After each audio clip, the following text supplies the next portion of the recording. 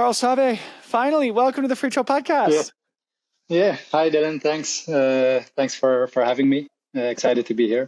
For our listeners, we tried to do this a couple of months ago, not long after Dower broke your FKT on the Appalachian Trail. Our internet connection was cursed, even though you happened to be in the US at the time. So here we are doing it digitally, and really excited to have you on the show. There's so much that I want to explore with you. I feel like your story is so interesting. Your approach to the sport is so interesting. And I'm sure our audience can learn a lot. I start every one of these episodes with the same opening question. That is just, what makes you, you? If you have to describe yourself to a room full of strangers, how would you describe yourself?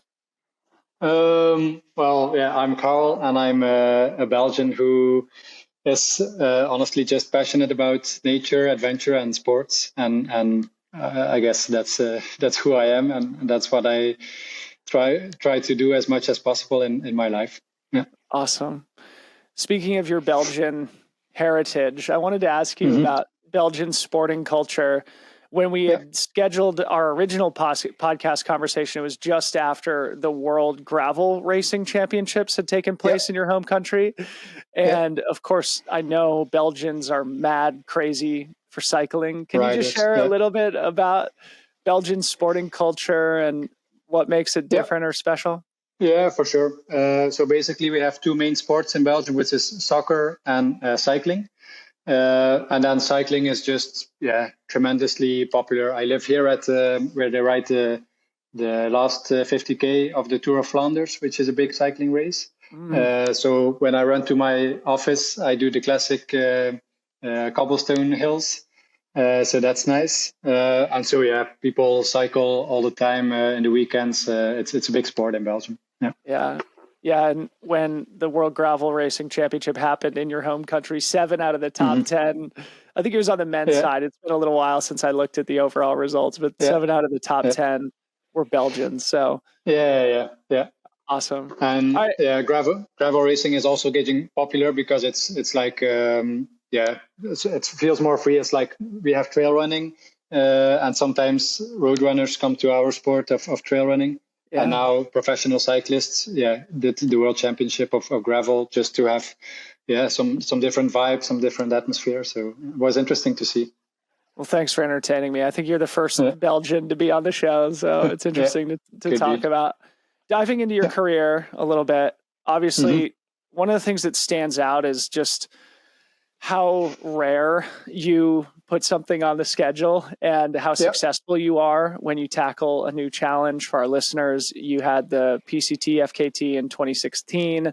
You then set the Appalachian Trail FKT in 2018, Via Alpina in 2021, and then the PCT again in 2023. So basically every 2 years on average with that COVID year, you're doing some massive projects, 4 projects in 7 years, smashing the record each time. Can you just talk about that specifically? You know, like the time frame and the process of goal setting? Yeah, for sure. So it's something, that I ended up doing quite coincidentally, I would say. I would have to go back to like around 2014 or something. As at the time I was like a big hiker. I was working in some national parks in the United States. And so as a hiker, the PCT came on top of my bucket list, as with every long distance hiker, I would say. It's like this epic trail all the way from Mexico to Canada. And then long story short, I started my career as a dentist. I couldn't take 4 to 6 months off to hike the trail. And at the same time, I got into running, and I noticed after 40, 50, 60, whatever miles, I didn't get tired. And so then these two worlds collided. And I thought, wouldn't it be a good idea to run the PCT? And then I would only need like a bit less than 2 months. I could take that amount of time off work. And so extremely naive, I just ran maybe my first 60K, 70K. And then I decided to go for the PCT FKT. So I quickly ran 100K, 100 mile. I ran the Marathon des Sables as a prep race. So within the time span of 1 year, I tried to get as ready as possible for the PCT. And that was a life-changing experience. I mean, something deep within me connected at the time, like running day after day being in the wild nature with a good friend. Was only one friend supporting me at the time. And so was like pieces of a puzzle coming together during that experience, which was ridiculously hard. It was like a total sufferfest from, I would say, day 20 to day 52. But it was an eye opener. It was life changing. And then I realized, okay, there's something to this, to run these incredible, beautiful long distance hiking trails. And of course, as a hiker, I would love to hike them. But then I felt also there was like this added dimension of trying to go for a record, because you think you have certain limits in your mind, physical limits as well. And then as you try to set a record, you feel you surpass yourself and you extend your limits. And I find that a very rewarding process. I get to know myself tremendously well during these FKT attempts. And then after recovering from the PCT, I realized, okay, it took me a while to recover for sure. But then I thought, yeah, I am probably good at this. I mean, I have a body that would probably struggle to run like sub 2:30 marathons or something like that. But running 14, 15, 16, 17 hours a day for 50 days straight, I don't get injured. I get stronger as I continue on. And so then I decided, okay, why not, or why should I try other things if this is what I feel I'm good at? It's where my passion is at. And so then 2 years later, of course, when you have set the record on the PCT, you think about the AT pretty early on. Yeah. Then set the record on the AT, and then even more realized, okay, this is. I mean, I was so grateful that I discovered that something like that exists. I mean, we have busy lives, we have a quick society, and everything is going fast paced. And then I realized pretty early on during my first PCT that there's something magical about just being so mindful in the mountains, just running day after day, only eating, drinking, running, and sleeping. That's all you have to think about. And I found a true strength in running these long distance trails, and I found the right team. So since the beginning, and then since the AT is the same team who joins me every time.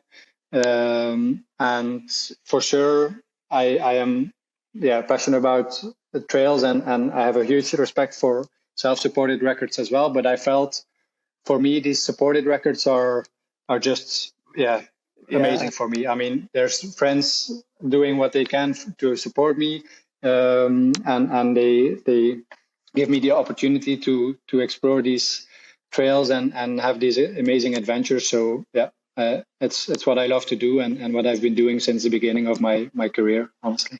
So interesting, and so much in that answer that I want to come back to. But sticking with that original PCT run in 2016, I think you were only 27 at the time, and it strikes me that is often a formative moment for people, kind of emerging from youth, settling into a career. Was there anything about that particular moment in your life that made it appropriate to tackle that massive adventure? Was there anything in particular you were seeking on the PCT? Yeah, for sure. So, I mean, as every 20-year-old, I would think we are seeking in life. We are starting our jobs, and then we realize, okay, I mean, going to high school or university is a lot of fun, but then suddenly you start your job and you sort of realize, okay, this is maybe a bit more complicated than what I was expecting. You have to earn money and things like that. So one thing I did at first was, after graduating from university, I took a sabbatical, because at the time I was already searching. I just took a one-way ticket to New Zealand at the time with a backpack without a phone. I left my phone at home. And I just wanted to get into the wild and read books, figure out what I wanted to do. And I was already together with my wife at the time, but I even asked her to have this solo trip for a few months, because I needed to figure a few things out. And then she joined me in New Zealand, and then I was a different Karel. But then again, as I grew older, I think the PCT was a bit the same mindset. I was still trying to figure out my place in society and with a busy job and how to figure things out. And so it was a very welcoming adventure. And to this date, how I see these long distance record attempts, it's like a total factory reset of my mind that is, probably going all over the place all the time because of a busy job and things that go on in life. And then you just go out day after day on a trail, and then it's like, such a so fresh air, and you feel rejuvenated when you return. Very tired and in some pain, but it's such a rewarding experience. So that's why I keep on going back to these type of adventures. I love the description of a factory reset of your brain. And you mentioned in the previous answer about how you discovered a love for the mindfulness that naturally evolves on long trail expeditions. I'm sure the audience would be curious to have you describe that a little bit more. What is it like to reach that metaphysical, spiritual space? Yeah. So the way I see it a little bit is I often think about the comparison, like physically, I mean, I start with regular weights. I'm not super skinny, but I'm fit, of course. Yep. And then as I go on, I kind of lose all my fat reserves and I become this skinny running machine. But I feel it's like the same process mentally. Like the first 2 weeks of a record attempt, I'm still worrying. I mean, it's like, is this going to work out okay? I'm still thinking about my job, all things that are going on. And then as I go on, I feel like there's layers going away and I'm just being more and more in the moment without any exercises or whatever. It just comes naturally. And that's what I love about it. But then by 3-4 weeks into a record attempt, I think I radiate this peaceful mindfulness. People are often a bit impressed when they run with me because I'm like, totally in the moment and not worrying about storms that are coming or whatever. I mean, I just continue to run and it's a beautiful experience time and time again. What an incredible way to describe it. It conjures such a great visual of, obviously leaning out physically, but also maybe mentally, emotionally, and spiritually as you remove layers. Maybe continuing on that, though, of course, like over a 50-day expedition, for example, like the PCT, in the early days, I guess it's probably more pronounced. You're thinking in all likelihood about the data, the distance, how it compares to previous record standards. Is that overwhelming to you, or is that something that slowly dissipates over time too? Well, it dissipates as I grew older. I mean, what you often see in FKTs is the record is broken with very few hours considering how long the trail is. And that is because we are often focused on what have people done before us. And then even sometimes without realizing, we think this is the upper limit of the human body. And maybe if we are lucky, we can skip, have a few hours faster. And that's the new limit. And that's what was showing during my first PCT. I broke the record with, I think, about 16 hours. Which on a 52-day record attempt isn't very long. But then I realized that was limiting. I mean, when you set out for an FKT, it's about your experience. It's about battling your own demons, your own inside voices who says, you're tired, you're hurting, you have to stop, you have to quit, things like that.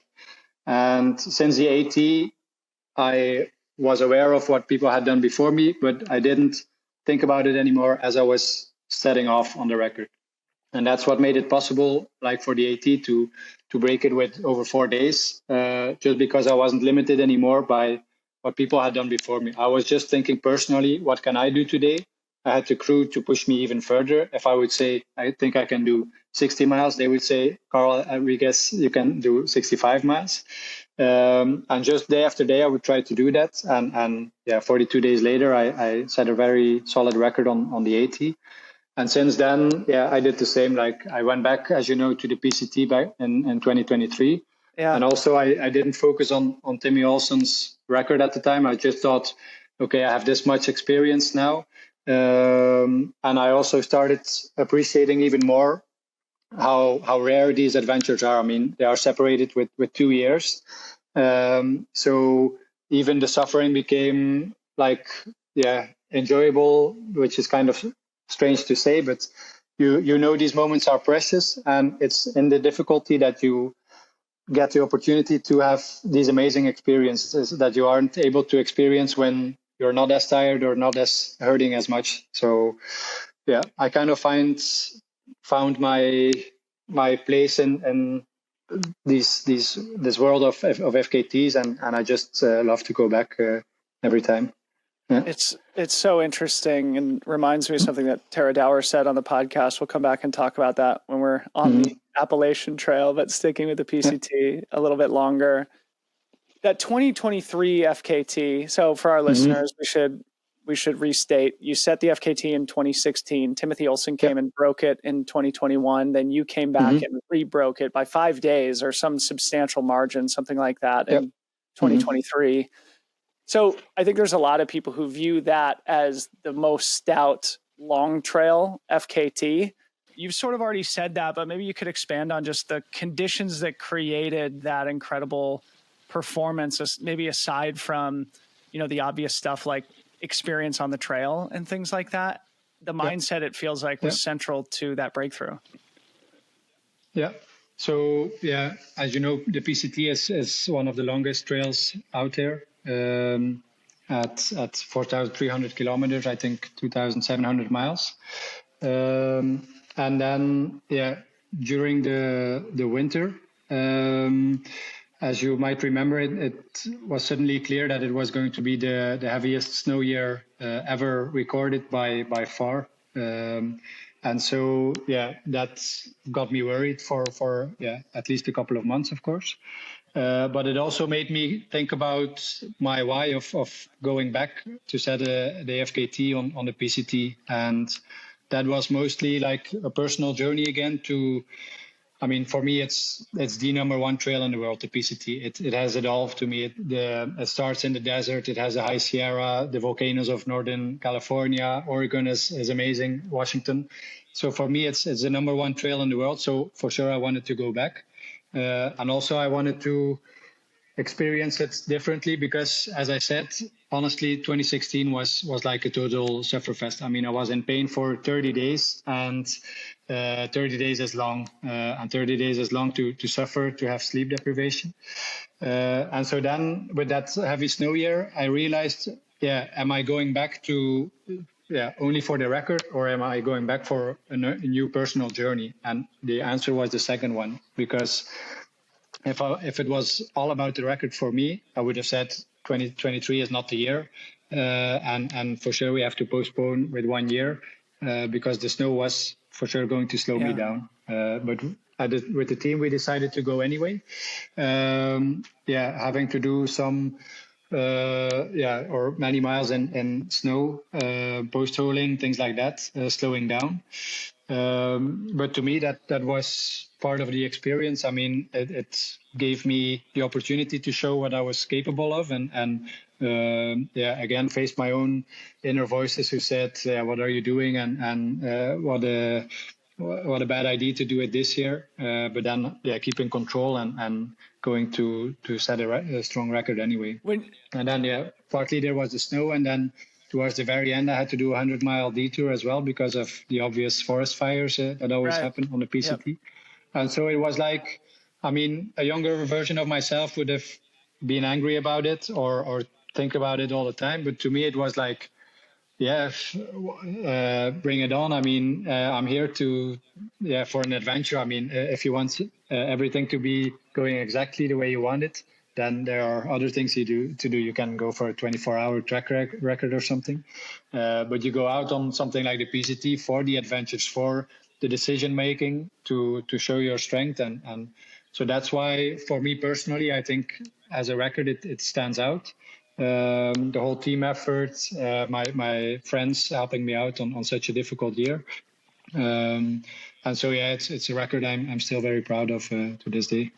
I'm sorry to beat a dead horse here, but I'm really fascinated about this idea of confronting your inner voices, and maybe there's some tools that you could share with the audience. I'm somebody who I think by nature has a negative internal dialogue, which I'm sure would be completely counterproductive if I were to take on an adventure like this. Have you learned to find peace in the process or to confront that inner dialogue in a positive way? Yeah. Well, there are a few different aspects to that. one of them is honestly, I mean, yeah, it's probably the third time I'm saying it, but PCT 2016 was like 30 days sufferfest. So regardless of what I do, no way something is going to get even near to 30 days of running with pain. Like even it's a Barkley 60 hours and it's done. It's nothing compared to 30 days of pain. Other long distance record attempts during the AT, I mean, I suffered, but more physically than like pain suffering. So that's like, you can always compare with things you have done in the past, and you can think, okay, I've been through worse and I succeeded. So, okay, I can accept this pain at this moment, or whatever's going on at that time. And then what I also do, so I think the mindset of ultra running is something that's very present in something like a backyard ultra. So I ran a backyard ultra once back in 2020. And my personal approach to that was, okay, when can I quit? And I thought about that when I was well fed and well slept, like 3 days before the race. I was like, okay, what are my reasons I can quit? To protect myself from my inner voices who would inevitably come. Even for me, after 60 hours, 70 hours, the little voices come. Karel, it's irresponsible. You're ruining your body. You will waste your running career.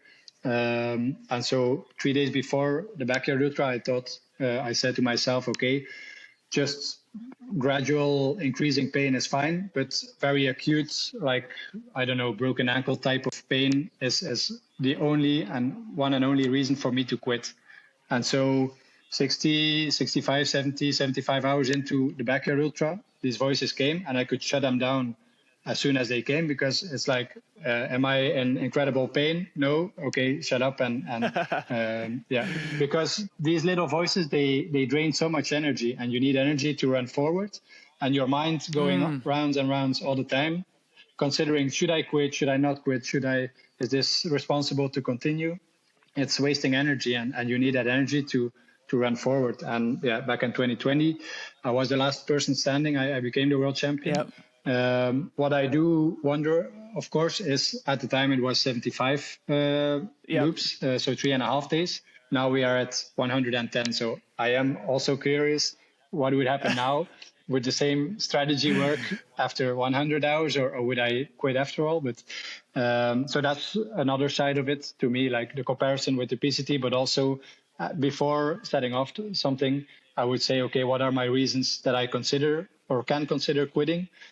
Because also to me, these little voices come and they would try to convince me that it was a bad idea to start in the first place. Wow, that's so interesting. And it reminds me, I can't remember who said this on the podcast, but something about how the brain actually uses a lot more energy than any other like working muscles. And so if you can have a relaxed brain, in all likelihood, you're going to perform better and just save energy, which is something that's important. Yeah. And also, we have to realize, I mean, deeply within, genetically, we are programmed to stay away from pain and difficult situations. So our brain is still made to make us believe we have to quit, to save energy, to survive, whatever. And I think over the years, I've become a bit of an expert in saying to my brain, never mind, brain, I'm carrying on and I can still run. And I do that day after day on an FKT or during a backyard ultra. So it's interesting. Yeah, well, thank you for sharing so much. I'm sure there's a lot of people who will benefit from it. You've mentioned the team a couple of times. Maybe you could say a few words about that. From what I read, I think it's your brother-in-law who's sort of the crew chief for most of these adventures. Talk about him and the relationship you guys share. Yeah. Well, so firstly, without him, I wouldn't be here chatting with you, because it was back in New Zealand, and I would think 2015 or something, that we were going on a hike together for a month. And so as you are hiking, you have a lot of time to think. And I had just finished a multisport race in New Zealand, kayaking, running, cycling.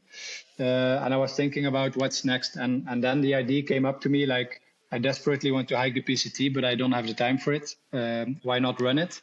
And I think 99% of the people would have said at that time, with somebody with that little experience of running, let alone ultra running, would say, bad idea, don't even think about it. But my brother-in-law, Joe, he was like, dude, sounds like a great idea. And if you would do it, I'll support you. I'm interested to see what happened. And so, yeah, the two of us just random Belgians flew to the PCT and just kind of started running, and he supported me. And so his role was huge. And then, during the Appalachian Trail, the Via Alpina, he was there. And then, the last PCT and the upcoming adventure that's coming up, unfortunately, he won't be there because he has two little kids now. He started his own physiotherapy practice, and he's renovating a place. So he's sad that he can't join. But the same people who joined us before took over now, and we have a new crew leader who is a longtime friend of mine as well. So all right, and we'll come back and I'll have to ask you about that upcoming project. So moving to the AT first before we talk about that. Again, you did it in 2018, and as we were discussing at the beginning here, Tara Dower managed to break your record earlier this summer, a couple of months ago, but it stood for 6 years, which I feel like is a long time in this day and age. The AT, for our listeners, is about 600 miles shorter than the PCT. It took you 5 fewer days than the PCT. So mile for mile, it feels like the Appalachian Trail is slower than the PCT.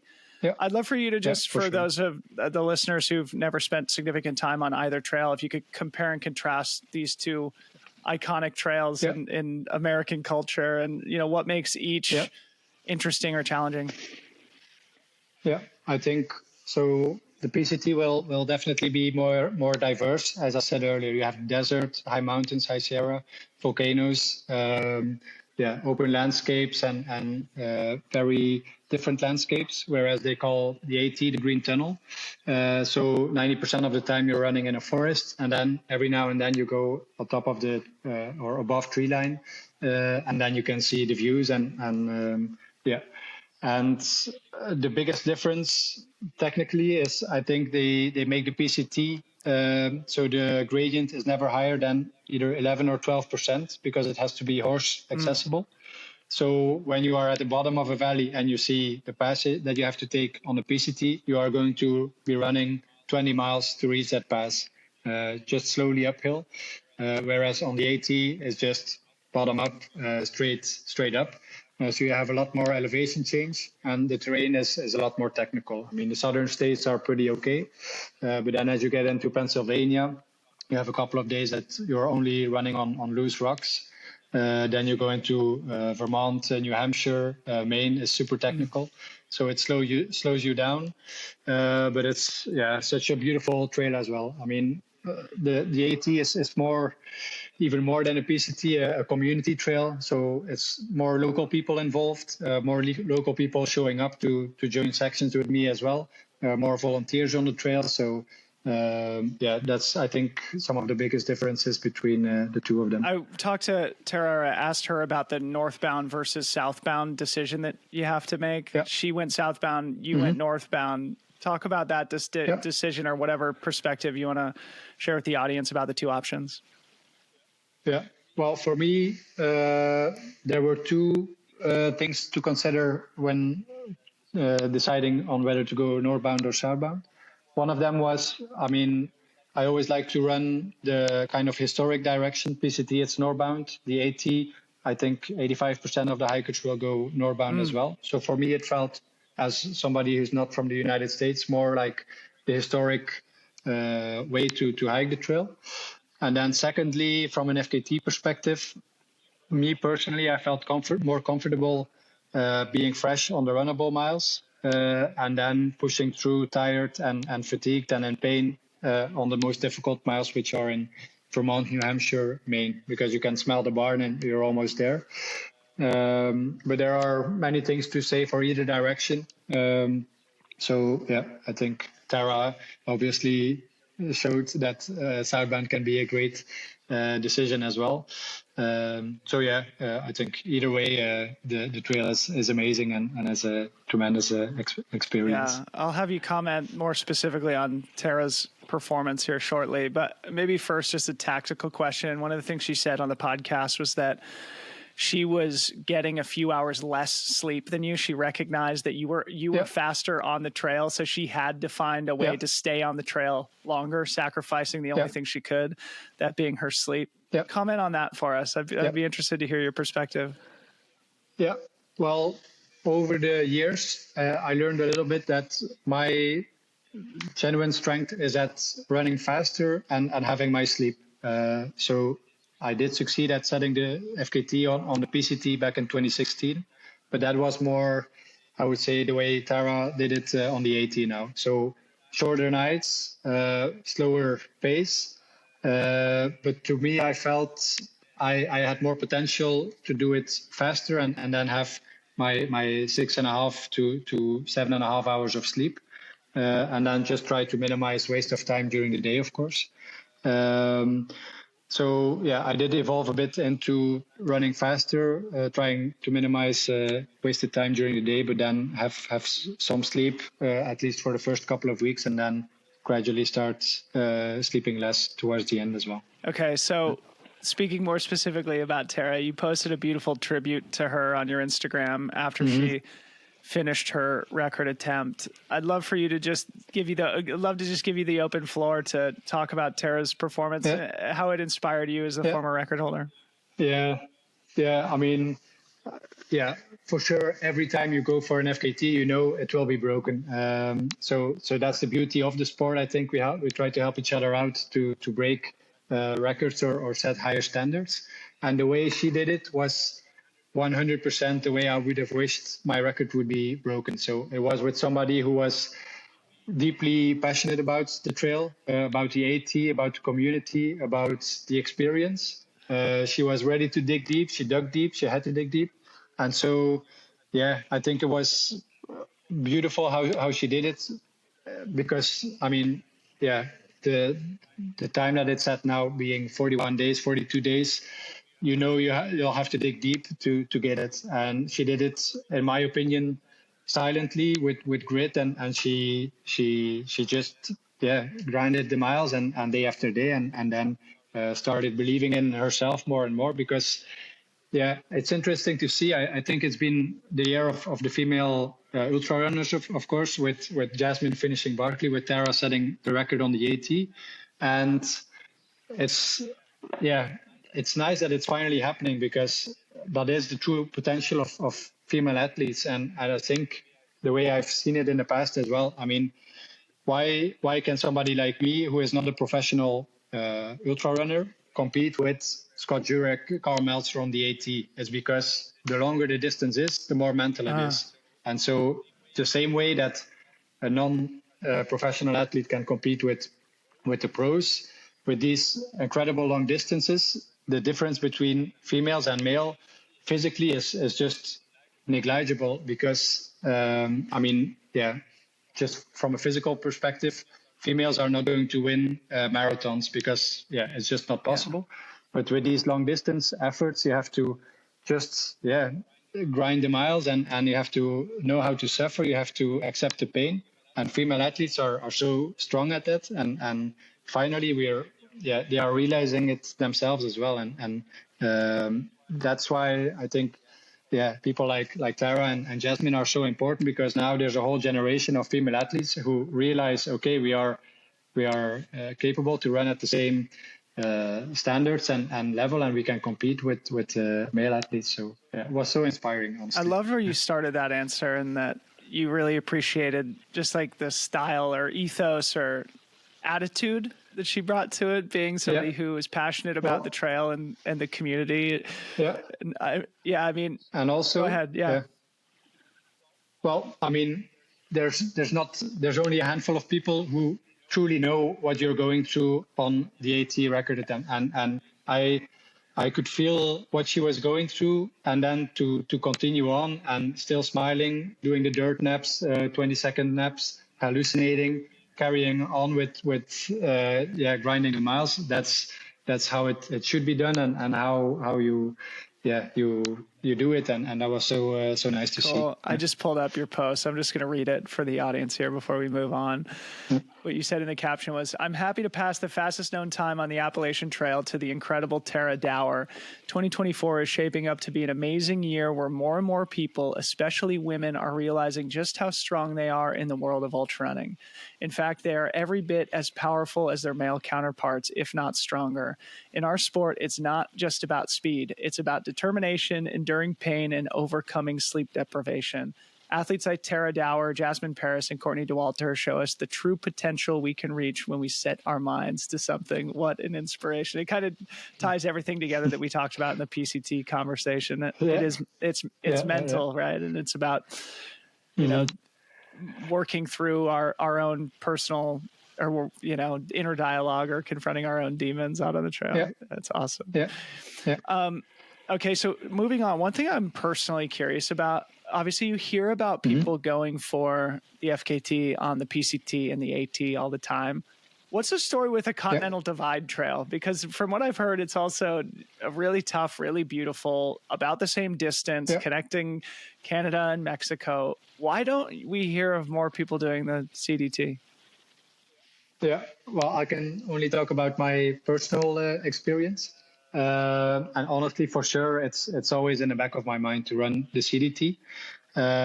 Up until, it's hard to tell. I mean, up until a couple of years ago, I would say, there was some debate on the official route to take, because sometimes the official route says you have to take this road because you're going through private land and we don't have a partnership yet with these people. And then some people would say, yeah, the genuine CDT is to go through the private land and to follow that trail. So there has been some discussion about it, which would come up if somebody would set like a supported FKT on the CDT. It has changed, however, as the CDT organization gets more funding and there's like a really official route now from the Mexican border to the Canadian border. So for sure, I hope one day I can set out and run it. I don't know if that answers a bit of your question. So it's more logistical, or just, I guess, a lack of consensus about the defined route than anything else. It's not like seasonality, and it's way longer than even the PCT. Really? I mean, it's another 1,000 kilometers longer. It's at 5,200, which is, I mean, self-supported and especially supported. It's going to be like a hell of an effort logistically to get it done. But I mean, I've hiked sections of the CDT. It's an amazing trail. I hope one day, I can hike or run it. Okay. So talk a little bit about the European equivalent. In 2021, you did the Via Alpina. Of course, most of our our audience is American, but and we're talking about American trails here. But the Via Alpina seemed like another incredible adventure. What do you want to share about that? Yeah, it was. Well, that was exactly what I was looking for, like a European equivalent of what you guys have out there in the United States. And I don't know if you're aware of that, but we have some GRs, they are Grand Randonnées in French, so long distance hiking trails. But in general, they are a combination of cultural / nature. So you would go into a national forest or something, but then you would go through a city, past an abbey, then back into nature. So there's a lot of road running. It's more cultural. But then so we have one alternative to the AT or the PCT, which is the Via Alpina, which is actually a trail that traverses the entire arch of the Alps. So from the northeast of Italy all the way to Monaco, through Slovenia, Switzerland, Germany, Austria, France, Italy, and then Monaco to end with. And it was a journey of discovery for myself as well. I mean, I've been to the Alps a few times for skiing or for summer holidays, for hiking. But I've encountered so many remote villages, remote bases. The terrain was so technical at times, so steep. And it was such a rewarding journey to discover. I don't have to always fly to the United States to have these amazing experiences. We have so many beautiful mountain ranges in Europe as well. You pass the Dolomites. I passed the biggest glacier of continental Europe. which was, I mean, literally I was crying when I was seeing that. I wasn't aware that we had such glaciers left on mainland Europe. It was the Alex Glacier, and you come up from a pass, and then suddenly it's like you don't see the beginning, you don't see the end. And I saw something strange when I was using my app to scan what I was going to do later that day, and suddenly I saw something odd, and I didn't realize it was just this 30-mile long glacier, in the Alps in Europe. So that was a beautiful experience, and I think, honestly, to this date, physically, probably the one I'm most proud of because of the elevation change. So during the AT in feet, I think I was doing about, probably 10,000 feet a day. But during the Via Alpina, that was 15,000 feet a day. So just up and down Mont Blanc every day. So that was quite challenging, a 7,000 foot climb wouldn't be that rare to do. So that was, just a lot of fun, honestly, and quite challenging as well. All right. Well, I want to look more into that. It seems like a fun one for the bucket list that maybe our audience will have a fun time looking at. I'll make sure to link to it in the show notes. Yeah. I want to talk a little bit about the Barkley, but before we do, I think it'd be good to just discuss your relationship with racing a little bit. When we were trying to record this last time, you were in the US doing some business, but then jumped in the Kodiak 50K. And just a couple of weeks ago, you did the 100-miler at Ultra Trail Cape Town. But it's pretty rare that you race. And certainly the things that you're most known for are these long trail FKTs. What's your relationship with competition and with racing? Yeah. Honestly, the Kodiak and then Ultra Trail Cape Town were, probably, if not the first official races I did the last 8 or 10 years. I mean, if people look me up on Ultra Sign Up, they probably think, what was going on? Where's Karel Sabbe? But that's, partly because I'm not a pro runner, and these huge adventures on the FKTs take so much preparation, training leading up to it, and then so much time to recover. And then I'm already thinking about the next long FKT.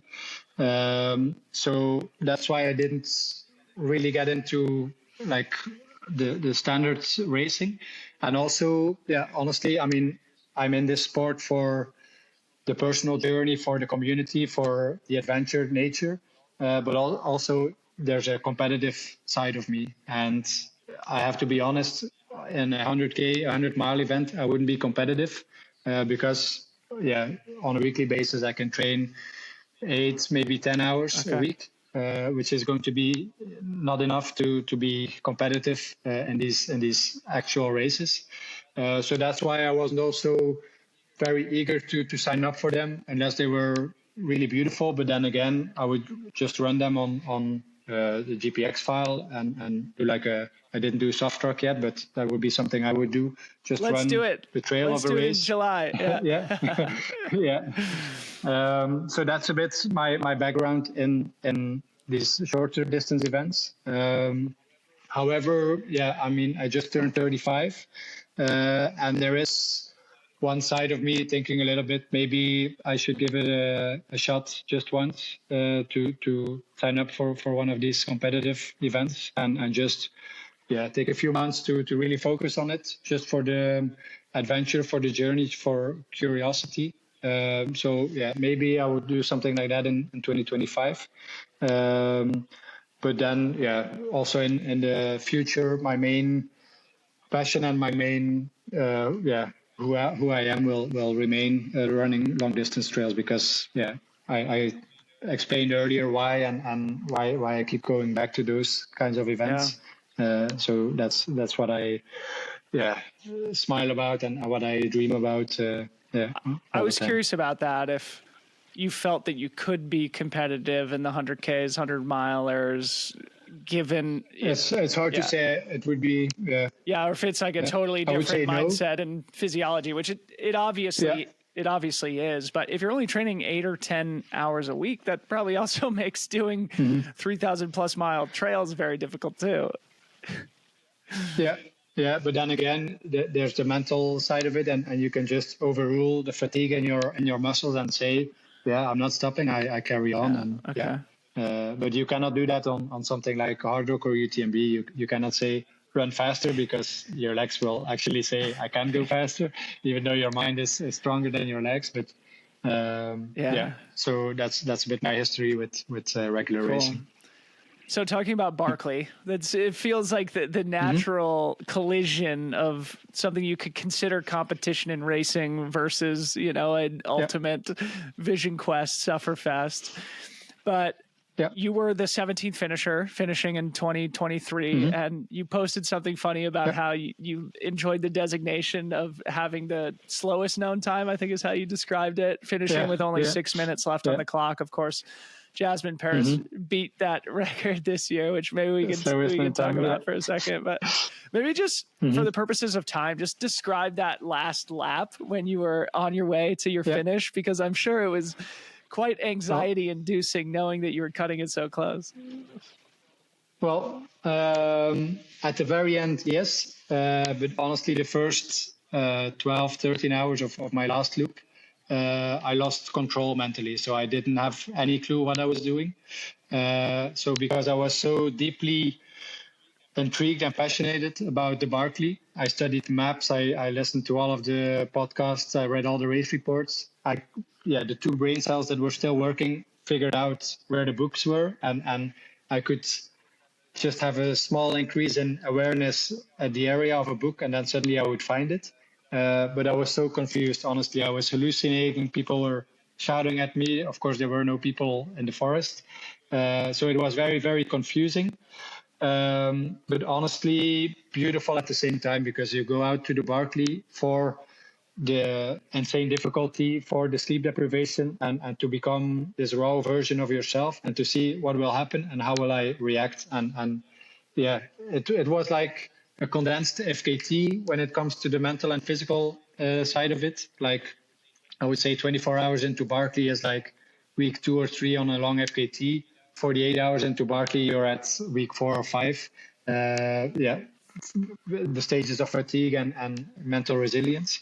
But it was interesting. And then it was only when I hit the last runnable trail. So usually it's off trail and you're not really running a lot. But at the last descent, you're back on trail. And because I was running, I got some adrenaline. And suddenly I realized, I looked at the Barkley watch and I saw, okay, I have only like 45 minutes left, and it takes 45 minutes to make it to the yellow gate. And so then I started running. I fell over. I stumbled. I crashed a few times. But then, with only 6 minutes left, I managed to touch the gate the 5th time and managed to complete it. Unbelievable. Gosh. Oh, that just sounds so miserable, but also so so inspiring and so life-changing in a way. What it conjures for me, and maybe you could comment on this too. I'm sorry to continue on with this, talking about the mindset thing, but I feel like that's at least what I'm feeling from you as being the number one contributor to all your success. I mean, that was your 3rd attempt at the Barkley. You finally got it done. On all these long trail FKTs, you knock them out of the park. I don't think you've been unsuccessful in one of those attempts yet. And to me, maybe it feels like it's downstream of focus or intention and planning. So if there's anything there that you think would be valuable for the listeners, I'd certainly be curious to hear. Yeah, well, for sure. For me, Barkley was a journey as well. So I came into my first Barkley having set the FKT on the PCT and the AT the summer before.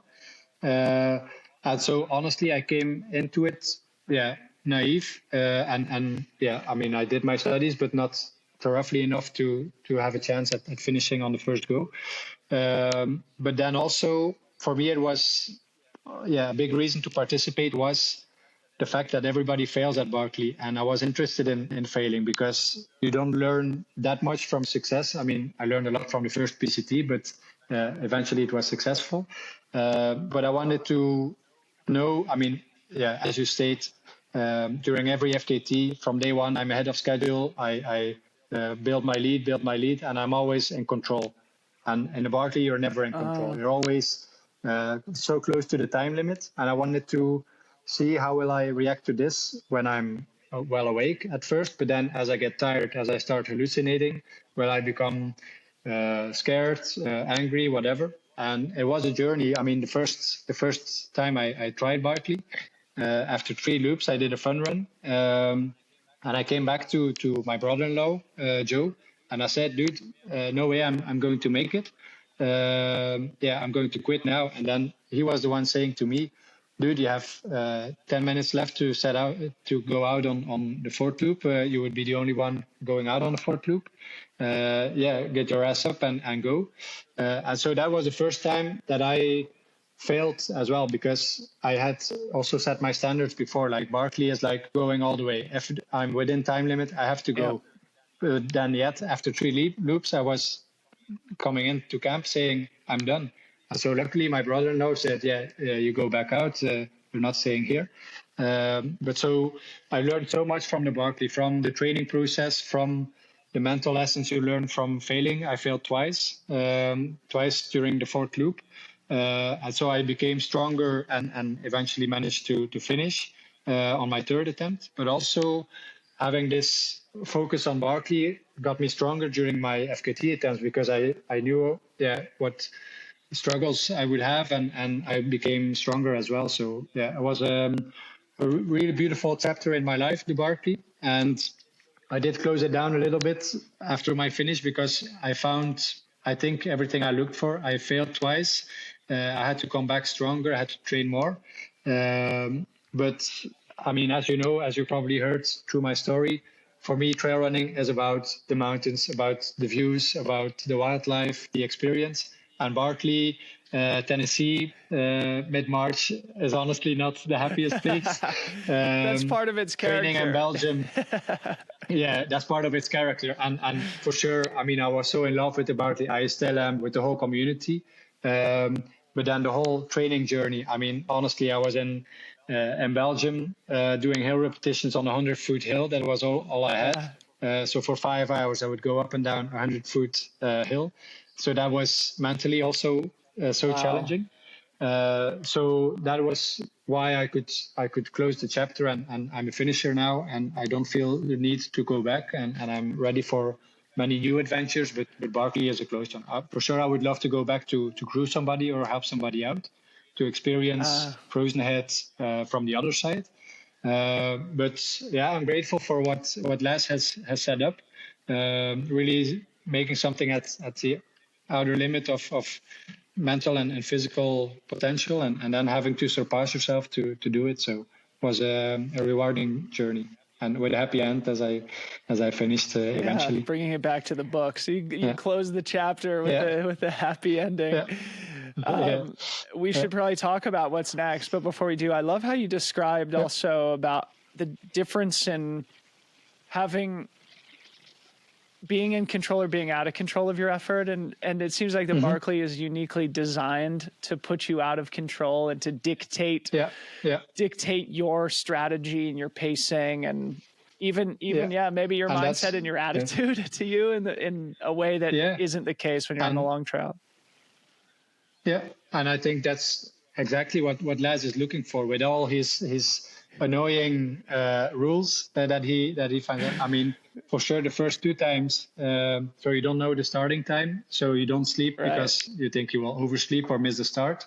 First 2 times, I didn't sleep, but then suddenly the 3rd time I was like a different Karel, a different person after failing twice, and I slept 12 hours the night before Barkley, just because I found the peace of mind, like, whatever, I'm here at my strongest. I'm willing to do everything I can, and I think Lars wants that mindset to. I mean, he tells 10 times nobody's going to finish, and the course is too hard this year, and I overdid it, and he wants to make everybody believe it's not possible. And then if you believe it's not possible, you'll fail for sure. But then on the 3rd time, I realized he was playing tricks on us, and I wanted to prove him wrong. It reminds me of something that Jasmine said on the podcast. I'll get it wrong, but paraphrasing on her original failed attempt, that when she came back to camp and they played the bugle for her to signify her exit from the race,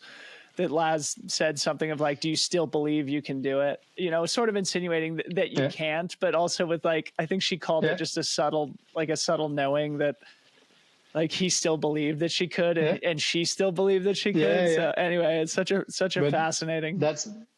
Go ahead. Yeah, exactly. And Laz takes it pretty far, honestly. Like I remember Jared Campbell having an interview with Laz, like with an audience. And then the question was asked to Laz, like, will a woman ever finish Barkley? And he said no.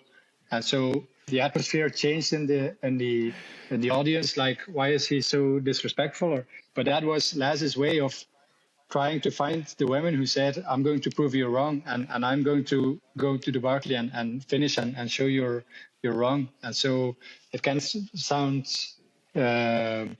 negative, but he's just looking for ways to challenge people and to find the right people who say, I'm going to prove you wrong and I'm going to finish this thing. So, and that's what she did. That's what she did. Eventually. Yeah, totally singular and unique human being, Laz. And it takes a singular and unique person like yourself and like Jasmine Paris to then show up and prove them wrong. So I guess we can sort of start winding down here. You've teased that you have another adventure in mind here. You've on average been doing these about every 2 years. The last big one was the PCT in 2023. So 2025, you know, it seems like maybe it's time for Karel Sabbe to set a new goal. Anything you want to tease for the audience here? Yeah. Well, it's not a teaser. I can say what I have planned. So it felt like time to return to where it all started for me, which is New Zealand. So as I said, I went there after graduating to find who I was and to find my place in life. And it's been 10 years since then. So now 1 month from now, I'm flying with the same crew as the PCT to New Zealand, and I'm going to run the length of New Zealand, the Tiararoa Trail, 2,000 miles. Also one of the most beautiful trails in the world, with a lot of diversity and challenging terrain and challenging conditions. So I'm excited as ever to go on a new adventure. Awesome. Have you announced that publicly yet? No, okay, I didn't. All right, we're breaking some news. It's funny because I was like, well, I would have probably seen that or heard about that if that had been posted. But you know, it's funny. I'm always. I remember when Jez Bragg, I believe, set the original FKT on it back in 2010 or something like that, and the seed was planted in my brain too. Like, wow, what an incredible adventure! One thing that, and honestly, fun fact, I was hiking the trail when I met Jez Bragg, who was running the trail at the time. Yeah. So I was having my sabbatical after university, and suddenly there's like a guy running. And so I joined him and we started talking, and it was Jez Bragg who was at the time setting the record. Yes, you are bringing it back to where it all started. Wow, so fun. Well, good luck to you. That's going to be awesome. One thing that I'm recalling from Jez's adventure too is him talking about, because I think you have to like paddle across. Is it the Hamilton Strait between the North Island and the Cook Strait? Yeah. So he did it. So it's not part of the FKT. You do have to kayak about 150 miles on the trail. So some rivers. But he had perfect conditions at the day that he was ending at the southern tip of the North Island. And so he decided to kayak. But it's on the back of my mind. If conditions are there, I would do it as well. But it's still like the roughest strait of all oceans. So 95% chance is that I have to take the regular ferry like all hikers. But it would be exciting to be able to paddle it, but probably not. Awesome. Well, Karel, good luck to you, buddy. I appreciate you sharing that with the audience here, and we'll be sure to be cheering you on. You start in about a month, so 2,000 miles. What is that? Probably an expected finish in late February or early March? So for the PCT, I ended up averaging about 62 or 63 miles a day, I think, or like 97 kilometers, I think it was. So now I want to make it 100 a day. So it's a bit shorter than the PCT, so I think I can push harder from the start. So 30 days, 1 month would be like a nice goal to go for. All right, cool. Well, good luck to you, sir. We close all these conversations in this. Thank you so much. Yeah. I mean, honestly, man, it's a joy to be able to sit and chat with you. I've just been an admirer of what you've been able to achieve, but also just like how you do things. You know, there seems to be just like an order and a intention that you bring to these record attempts, and clearly that's contributed to incredible success. So thanks for sharing so much with the audience. Yeah. I think and people see it the way I am. I mean, I'm a passionate guy. I'm lucky with my genetic body I have. Like I can run on and on and on. But I'm just a passionate guy and who's super happy to have found his place on this planet on these long distance trails. Awesome. Well, closing things down here, we ask everybody the same traditional closing question. That is just, who is one person that you admire? Can be inside or outside of sport, living or dead. Why do you admire that person? Yeah.